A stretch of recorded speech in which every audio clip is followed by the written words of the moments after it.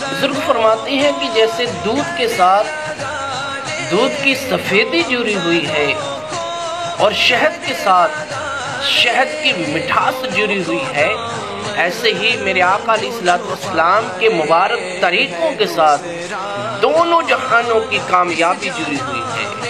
اس لیے آئیں اور میرے آقا علیہ السلام کے مبارک طریقوں کو اپنا کر دنیا اور آخرت کی کامیابیاں حاصل کی جائیں، کیونکہ میرے آقا علیہ السلام نے ارشاد فرمایا کہ جس نے غیر ہوئے دور کے اندر میری ایک سنت کو زندہ کیا، اللہ تبارک و تعالیٰ اسے 100 شہید کا ثواب عطا فرمائے گا۔